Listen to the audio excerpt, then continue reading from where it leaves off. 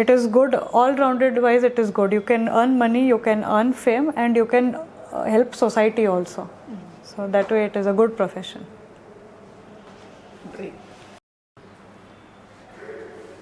ವೀಕ್ಷಕರೇ, ಕೇಳಿದ್ರಲ್ಲ ತರ್ಜಾನಿ ದೇಸಾಯಿ ಅವರ ವಕೀಲಿಕೆ.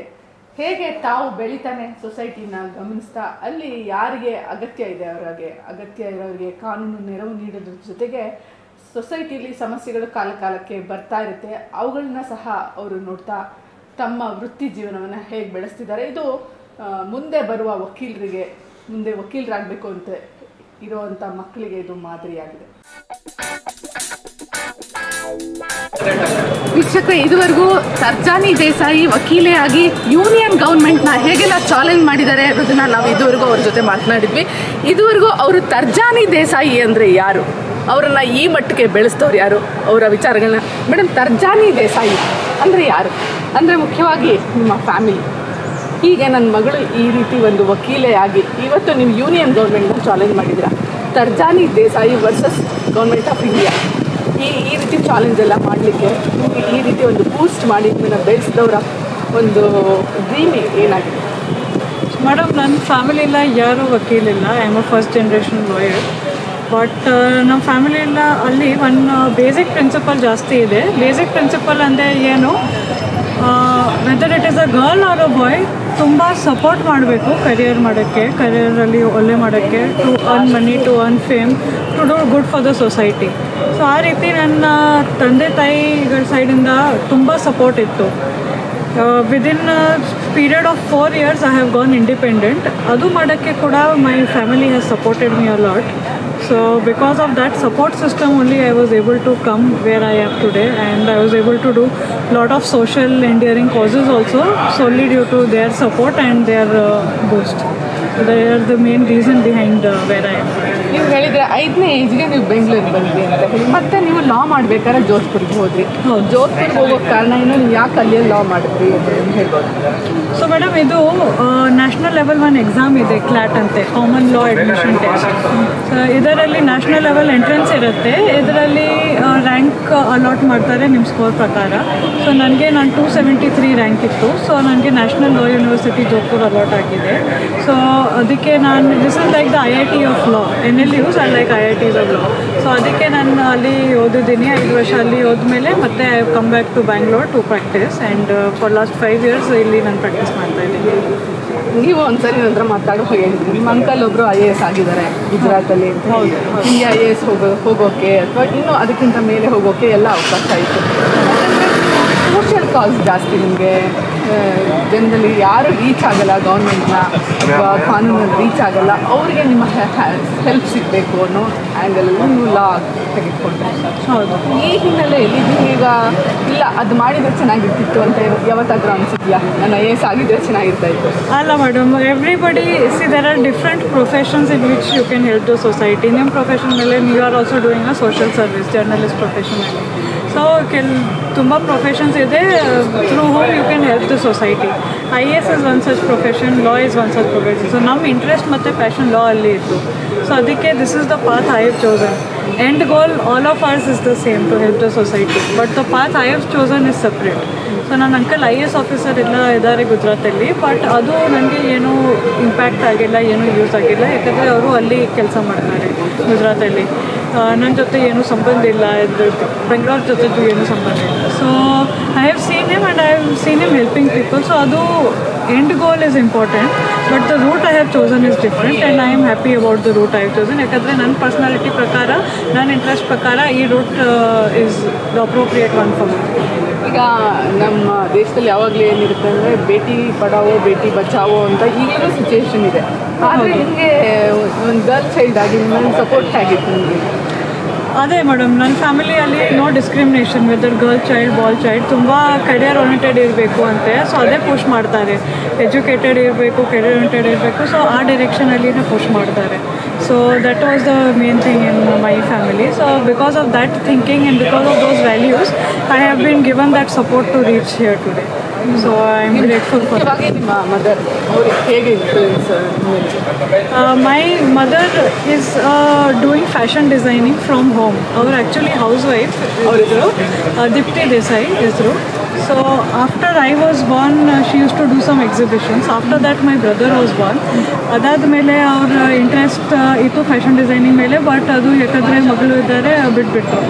ಸೊ ಆದಮೇಲೆ due to the support of my father ಇನ್ನೂ ಅವರು 5 ವರ್ಷದಿಂದ ಮತ್ತೆ ಸ್ಟಾರ್ಟ್ ಮಾಡಿದರು. ಸೊ ನಾವು at home only she gradually started as a studio space. Block printing ಮಾಡ್ತಾರೆ, ಫ್ಯಾಷನ್ ಡಿಸೈನಿಂಗ್, ಟೆಕ್ಸ್ಟೈಲ್ ಪ್ರಿಂಟಿಂಗ್ ಮಾಡ್ತಾರೆ. ಅದು ತುಂಬ ಕಾರ್ಪೊರೇಟ್ಸಲ್ಲಿ ಇದರಲ್ಲಿ ಎಲ್ಲ ಎಕ್ಸಿಬಿಷನ್ ಸ್ಟಾರ್ಟ್ ಮಾಡಿದರು. ಈಗ ತುಂಬ ಕ್ಲೈಂಟ್ಸ್ ಇದ್ದಾರೆ, ಅವರು ಅಮೆಝಾನ್ ಜೊತೆ ಕೂಡ ಟೈಅಪ್ ಇದೆ. ಸೊ ಅವ್ರ ಪ್ರಾಡಕ್ಟ್ಸ್ದು. So she is also inspiring me in one way. ಯಾಕಂದರೆ coming to this age after 2 children, she has restarted her career. So that was one sort of inspiration for me. ಅದೇ ರೀತಿ ತಂದೆಯವರ inspiration, ಅವರು ಎಲ್ಲದಕ್ಕೂ ನಿಮ್ಗೆ support ಮಾಡಿದ್ದಾರೆ. ಅದು ಯಾವುದೋ ಒಂದು ಗುಣ ನಿಮಗೆ ಅವ್ರದ್ದು ತುಂಬ ಇನ್ಸ್ಪಿರೇಷನ್ ಆಗಿತ್ತು? My dad works in TCS, Tata Consultancy Service. He is part of the corporate. He is an assistant AVP, assistant vice president there. So our ಟೈಮಲ್ಲಿ he topped in his 12th board examination. CA first ಅಟೆಂಪ್ಟಲ್ಲಿ crack ಮಾಡಿದರು. So ಅದೆಲ್ಲ because he has gone through all of that, one constant boost or motivation was there. One quality that has helped me a lot, andre if I reach one milestone, he will spend only 10% time in praising, 90% okay what next ante. So that is a major boost factor in my profession. ಇದೇ ಟೈಮಲ್ಲಿ ನಿಮ್ಮ ಬ್ರದರ್ನ ನೀವು ನೆನೆಸ್ಕೊಳ್ಳೋದಾದ್ರೆ ಏನೆಲ್ಲ ನೆನೆಸ್ಕೊಳ್ತೀರಾ? ಅವ್ರ ಬಗ್ಗೆ ನಿಮ್ಗೆ ಯಾವ ರೀತಿ ಸಪೋರ್ಟಿವ್ ಆಗಿದ್ದಾರೆ? ನನ್ನ ಬ್ರದರ್ ನೀವು ನೋಡಿ ಮೇಡಮ್, ಹುಡುಗಗೆ ಜಾಸ್ತಿ ಸಪೋರ್ಟ್ ಮಾಡಲ್ಲ. ಇದು ಡಿಸೈನ್ ಫೀಲ್ಡಲ್ಲಿ ಅಥವಾ ಮ್ಯೂಸಿಕ್, ಡ್ಯಾನ್ಸ್ ಅಂತ ಎಲ್ಲ ಜಾಸ್ತಿ ಡೆವಲಪ್ಡ್ ಇಲ್ಲ ನಮ್ಮ ದೇಶದಲ್ಲಿ. ಬಟ್ ನನ್ನ ಪೇರೆಂಟ್ಸ್ ತುಂಬ ಸಪೋರ್ಟಿವ್ ಇದ್ದಾರೆ. ಸೊ ಅವ್ರಿಗೆ ಡಿಸೈನಲ್ಲಿ ಇಂಟ್ರೆಸ್ಟ್ ಇತ್ತು, same like my mother. So ಈಗ ಅವರು ಓದ್ತಾ ಇದ್ದಾರೆ, ಇಂಟೀರಿಯರ್ ಡಿಸೈನಿಂಗ್ ಓದ್ತಾ ಇದ್ದಾರೆ. ಸೊ ಫುಲ್ ಸಪೋರ್ಟ್ ಇದ್ದಾರೆ ನಮ್ಮ ಪೇರೆಂಟ್ಸ್ ಸೈಡಿಂದ. And they push him as well to do well in his profession. So my understanding is that if he works hard and this support system is always there, he can definitely make it. ನಿಮಗೆ ಈಗ ಒಂದು positive nature life ಎಲ್ಲ ಸಿಕ್ಕಿದೆ, ಎಲ್ಲರಿಗೂ ಅದು ಸಿಕ್ಕಿರಲ್ಲ. ಈಗ ಪ್ರತಿ ನಿಮಿಷ ಅವ್ರಿಗೇನೋ ನೆಗೆಟಿವ್ ಆಗ್ತಾ ಇದೆ. ಅದ್ರ ಆಚೆಗೂ ಅವ್ರ ಗೋಲ್ ರೀಚ್ ಮಾಡಬೇಕು ಅಂದರೆ ನೀವು ಒಂದು ಸಜೆಷನ್ ಅಂತ ಅಂದರೆ ಏನು ಕೊಡ್ತೀರಿ? ಮೇಡಮ್, ನನ್ನ ಪ್ರಕಾರ ಬೇರೆ ಥರ ಪ್ರಾಬ್ಲಮ್ಸ್ ಎಲ್ಲರಿಗೆ ಇರುತ್ತೆ. ಯಾರಿಗೆ ನನಗೆ ಫ್ಯಾಮಿಲಿ ಸಪೋರ್ಟ್ ಇದೆ, ಯಾರಿಗೆ ಫ್ಯಾಮಿಲಿ ಸಪೋರ್ಟ್ ಇರಲ್ಲ. ನನಗೆ ನೋಡಿ ಈ ಪ್ರೊಫೆಷನಲ್ಲಿ ಫಸ್ಟ್ ಜನ್ರೇಷನ್ ಲಾಯರ್. ಸೊ ಆ ಥರ ಸಪೋರ್ಟ್ ಇರಲಿಲ್ಲ that my father or uncle is a lawyer. So ಆ ಥರ ಕಾಂಟ್ಯಾಕ್ಟ್ಸ್ ನನಗೆ ಸಿಗಲಿಲ್ಲ. From scratch I had to start everything. ಮತ್ತು ನನಗೆ ಲ್ಯಾಂಗ್ವೇಜ್ ಗೊತ್ತಿಲ್ಲ. ಸೊ ಅದು ನನ್ನ ಸ್ಪೆಸಿಫಿಕ್ ಟು ಮೀ ಪ್ರಾಬ್ಲಮ್ ಇತ್ತು. ಸೊ ಆ ಥರ ಎಲ್ಲರಿಗೆ ಬೇರೆ ಬೇರೆ ಥರ ಪ್ರಾಬ್ಲಮ್ ಇರುತ್ತೆ. How you have to identify what is your problem, what are your strengths, and after identifying you have to take out a custom made specific solution based on your situation. So ಈ first of all you have to accept ಎಲ್ಲರಿಗೆ problems ಇರುತ್ತೆ. ಸುಮ್ಮನೆ ಕೂತ್ಕೊಂಡು complaint ಮಾಡಿದರೆ ನನಗೆ ಈ problem ಇದೆ, ಆ ಪ್ರಾಬ್ಲಮ್ ಇದೆ ಅಂತ ಯಾರೂ ಆಗಲ್ಲ.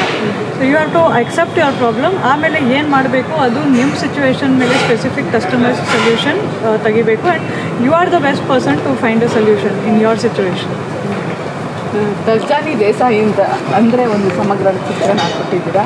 ಅಂದರೆ ಯಾವಾಗಲೂ ನಾವು ಬಹುತೇಕ ಸಮಾಜದಲ್ಲಿ ಹೆಣ್ಮಕ್ಳಿಗೆ ಈ ಕನ್ಸೆಷನ್ ಕೊಡಬೇಕು, ಆ ಕನ್ಸೆಷನ್ ಕೊಡಬೇಕು ಅಂತ ಹೇಳಿ ಒಂದು ಇರುತ್ತೆ ಯಾವಾಗಲೂ. ಯಾಕಂದರೆ ನಮ್ಮ ದೇಶದಲ್ಲಿ ಇನ್ನು 50% ನಮಗೆ ಸಿಕ್ಕಿಲ್ಲ ಏನು ಸಂಸತ್ತಲ್ಲಿ. ಆದ್ದರಿಂದ ಅಯ್ಯೋ ಅದು ಕೊಟ್ಟಿದ್ರೆ ಇದು ಮಾಡ್ತೀವಿ. ಈಗ ಕೊಟ್ಟಿರೋದನ್ನೇ ಎಷ್ಟೋ ಜನ ಈಗ ನೋಡಿ ಪಂಚಾಯತಲ್ಲಿ ಅವರು ಎಲೆಕ್ಟ್ ಆಗ್ತಾರೆ, ಆದರೆ ಅವ್ರ ಹಸ್ಬೆಂಡ್ ಡ್ಯೂಟಿ ಮಾಡ್ತಿರ್ತಾರೆ. ಹೌದು. ಆದರೆ ಇಲ್ಲ, ಹಾಗೆ ಮಾಡೋಕ್ಕಾಗಲ್ಲ. ಆ ರೀತಿ ಎಲೆಕ್ಟ್ ಆಗಿರೋರು ಹೇಗೆ ಅವರ ಅಧಿಕಾರವನ್ನು ಕರೆಕ್ಟಾಗಿ ಬೆಳೆಸ್ಕೋಬೇಕು ಅಂತ ಹೇಳ್ತಿದ್ದಾರೆ? Madam, until the women themself stand up for there rights. ಅವ್ರು ಸ್ವಲ್ಪ ಸ್ಟ್ರಾಂಗ್ ಆಗಿ ಅವ್ರ ಗಂಡಾಗೆ ಹೇಳಿದರೆ ಇದು ನನ್ನ ಪೋಸ್ಟ್ ನಿಮ್ಮ ಪೋಸ್ಟ್ ಇಲ್ಲ. Unless you yourself stand up for your problems and you fight your own problems. ಯಾರೋ ಎಕ್ಸ್ಟರ್ನಲ್ ಹೆಲ್ಪ್ ಕೊಟ್ಟರೆ, ಬೆನಿಫಿಟ್ಸ್ ಕೊಟ್ಟರೆ, ಸ್ಕೀಮ್ ಕೊಟ್ಟರೆ ಪೂರ್ತಿ ಬೆನಿಫಿಟ್ ಆಗಲ್ಲ. ಯಾಕಂದರೆ we can take you to the well, you only have to drink the water. ಆ ಥರ saying ಇದೆ ಇಂಡಿಯನ್ ಲ್ಯಾಂಗ್ವೇಜಸಲ್ಲಿ. ಸೊ ಅವ್ರು ಬೆನಿಫಿಟ್ಸ್ ಕೊಡ್ಬೋದು, ಸ್ಕೀಮ್ ಕೊಡ್ಬೋದು, ಬಟ್ ನಿಮ್ಮ ಪ್ರಾಬ್ಲಮ್ಸ್ ನಿಮಗೇನೆ ಫೈಟ್ ಮಾಡಬೇಕು. You have to take stand for your self. ನೀವು ಅದು ಮಾಡಲ್ಲ ಅಂದರೆ ಬೇರೆ ಎಕ್ಸ್ಟರ್ನಲ್ಲಿ ಏನಾದರೂ ನಿಮಗೆ ಬೆನಿಫಿಟ್ ಸಿಕ್ಕರೆ ಅದು ಏನೂ ಯೂಸ್ ಆಗಲ್ಲ. ಈಗಾಗಲೇ ನೀವು ಎಲ್ಲ ಡಿಸ್ಟ್ರಿಕ್ಟು ಹೋಗ್ತಾ ಇದ್ದೀರಾ, ಅಲ್ಲಿ ಲೋಕಲ್ ಪ್ರಾಬ್ಲಮ್ಸ್ ಏನು ಅಂತ ಐಡೆಂಟಿಫೈ ಮಾಡ್ತಾ ಇದ್ದೀರಾ. ಒಂದು ಕೋರ್ಟಲ್ಲಿ ಸಹ ಒಂದು ಹೋರಾಟ ಮಾಡ್ತಾ ಇದ್ದೀರಾ. ಆದರೆ ಇದ್ರ ಜೊತೆಗೆ ನಾವು ಹಿಂದೆ ನಮ್ಮ ಪೊಲಿಟಿಷಿಯನ್ಸ್ ನೋಡಿದ್ರೆ ಅವರೆಲ್ಲರೂ ವಕೀಲಿಕೆ ಮಾಡಿದರು. ಅವರು ಗುಡ್ ಪೊಲಿಟಿಷಿಯನ್ಸ್ ಆದರು, ನೀವು ಮುಂದೆ ಏನಾದರೂ ಪೊಲಿಟಿಷಿಯನ್ ಆಗ್ತೀರಾ ಅಂತ? ಯಾಕಂದರೆ ಪೊಲಿಟಿಷಿಯನ್ ಕ್ಯಾನ್ ಬಿಕಮ್ ಗುಡ್ ವಕೀಲಕ್ಕೆ ಮಾಡಿದವರು ಒಳ್ಳೆ ಪೊಲಿಟಿಷಿಯನ್ ಆಗೋ ಸಾಧ್ಯತೆ ಇದೆ, ಪ್ರೂವ್ ಆಗಿದೆ. ನಿಮಗೆ ಆ ಥರ ಅವಕಾಶ ಸಿಕ್ಕಿದ್ರೆ ಆಗೋ ಸಾಧ್ಯತೆ ಇದೆಯಾ? ಅದೇ like I said madam, end goal is to work for the society.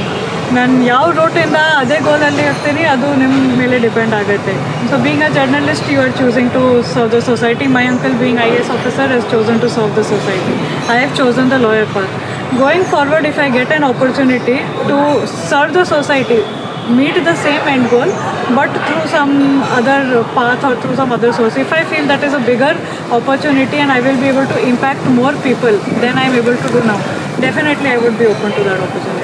ಇದಲ್ಲದೆ ನಿಮ್ಮ ವಿಚಾರಕ್ಕಲ್ಲದೆ ಈಗ ನಮ್ಮ ದೇಶದಲ್ಲಿ ಒಂದು ಈಗ ಅಪೋಸಿಷನ್ ಲೀಡರ್ ಹೇಳ್ತಾ ಇದ್ದಾರೆ ಅನ್ಡಿಕ್ಲೇರ್ಡ್ ಎಮರ್ಜೆನ್ಸಿ ನಮ್ಮ ದೇಶದಲ್ಲಿದೆ ಅಂತ. ಎಲ್ಲರೂ ಜುಡಿಷಿಯರಿ ಕಡೆ ಮಾಡ್ತಾ ಇದ್ದಾರೆ. ಜುಡಿಷಿಯರಿದು ಆ್ಯಕ್ಟ್ ಮಾಡೋದು ಭಾಳ ಇಂಪಾರ್ಟೆಂಟ್ ಅಂತ ಹೇಳಿ ಎಲ್ಲರೂ ಅದ್ರ ಕಡೆ ಮಾಡ್ತಾ ಇದ್ದಾರೆ. ನೀವೇನು ಹೇಳ್ತೀರಾ? ಜುಡಿಷಿಯರಿ ಇದು ರೆಸ್ಪಾನ್ಸಿಬಿಲಿಟಿ, ಈಗ ಜನ ನಿಮ್ಮನ್ನು ನೋಡ್ತಾ ಇದ್ದಾರೆ, ಹೇಗೆ ಈಗ ನಮ್ಮ ದೇಶವನ್ನು ಈ ಅನ್ಡಿಕ್ಲೇರ್ಡ್ ಎಮರ್ಜೆನ್ಸಿಯಿಂದ ಕಾಪಾಡೋಕ್ಕಾಗುತ್ತೆ? ಅದು ಮೇಡಮ್, ಅದು ಕಮೆಂಟ್ ಮಾಡೋಕ್ಕಾಗಲ್ಲ. ಯಾಕಂದರೆ political whatever comment is there, several reasons, factors and motivations are there behind making any comment. But with reference to the part that everybody is looking at judiciary, that is correct. Because judiciary is a very important pillar. Legislature is making the law, executive is implementing it. But final say lies with the judiciary. In theory, all three organs are important. All three are doing their job. Separate idare, all more important idare. But ಏನಿದೆ, legislature ಏನಾದರೂ law pass ಮಾಡಿದರೆ executive implement ಮಾಡ್ತಾರೆ. But end final decision judiciary ಮೇಲೆ ಒಂದು power ಇರುತ್ತೆ to strike down that law, to say it is unconstitutional. So judiciary ಆ ಥರ power ಇದೆ ಟು ಸೇ ದ್ಯಾಟ್ ಈ ಆ್ಯಕ್ಷನ್ ರಾಂಗ್ ಇತ್ತು, ಈ ಅನ್ಕಾನ್ಸ್ಟಿಟ್ಯೂಷನಲ್ ಇತ್ತು. So there is power with the judiciary to ಒಂದು ಲೈನ್ ಇರುತ್ತೆ, ಜುಡಿಷರಿ ಆ್ಯಂಡ್ ಜುಡಿಷಿಯಲ್ ಆ್ಯಕ್ಟಿವಿಸಮ್, ಅದು ಲೈನ್ ಕ್ರಾಸ್ ಮಾಡಬಾರ್ದು. But within staying within the powers, ಅವ್ರ ಹತ್ರ ಪವರ್ಸ್ ಇದೆ to make the situation better by exercising their powers in the right way. ಈಗಿಂದ long ಟರ್ಮಲ್ಲಿ ನಾವು ಸರ್ಜಾನಿ ದೇಸಾಯಿ ಒಂದು ಗೋಲ್ ಇದೆ ಅಂತ ತಿಳಿಸ್ಬೋದು. My goal is to be one of the top criminal lawyers. So this is my interest area, especially like I've said, my passion project is to work for the under trial prisoners. So that is my hope. If I can get there, then I would be very, very grateful, and I'm working towards that every day. ನನಗಂತೂ ಭಾಳ ಖುಷಿ ಆಗ್ತಾಯಿದೆ. ಯಾಕಂದರೆ criminal ಅಂದರೆ ಎಲ್ಲರೂ ಆ area ಯಾಕಪ್ಪ ಅಂದರೆ ನೀವು ಅಲ್ಲೇ ಚಾಲೆಂಜಿಗಾಗಿ ವರ್ಕ್ ಮಾಡ್ತೀನಿ ಅಂತ ಹೇಳ್ತಿದ್ದೀರಾ. Congrats madam. Thank you. ಇದಾಗಿತ್ತು ತರ್ಜಾನಿ ದೇಸಾಯಿ ಅವರು ತರ್ಜಾನಿ ದೇಸಾಯಿ ಅಂದರೆ ಯಾರು ಅನ್ನೋದನ್ನು ಅವರು ನಿಮಗೆ ಸ್ಪಷ್ಟವಾಗಿ ಹೇಳಿದ್ದಾರೆ. ಖಂಡಿತ ಇವರು ಇವತ್ತಿನ ಯುವ ಪೀಳಿಗೆಗೆ ಮಾದರಿಯಾಗಿದ್ದಾರೆ. ನೀವೇನಂತೀರಾ?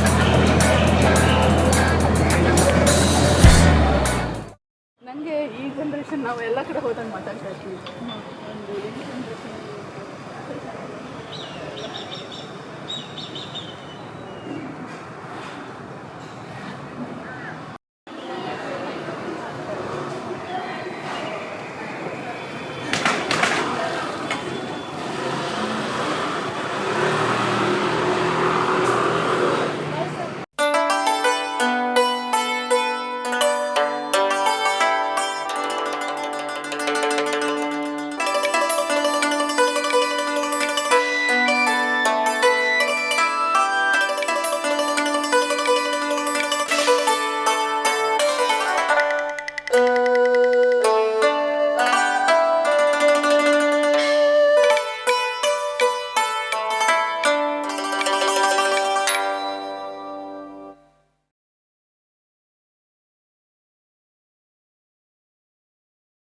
ಸಿಯಾನ್ ಚಾನಲ್ನ ನೋಡ್ತಾ ಇರಿ, ಸಬ್ಸ್ಕ್ರೈಬ್ ಆಗಿ, ಲೈಕ್ ಮಾಡಿ, ಶೇರ್ ಮಾಡಿ. ಮುಕ್ತ ಪತ್ರಿಕೋದ್ಯಮವನ್ನು ಬೆಂಬಲಿಸಿ. ನಮಸ್ಕಾರ.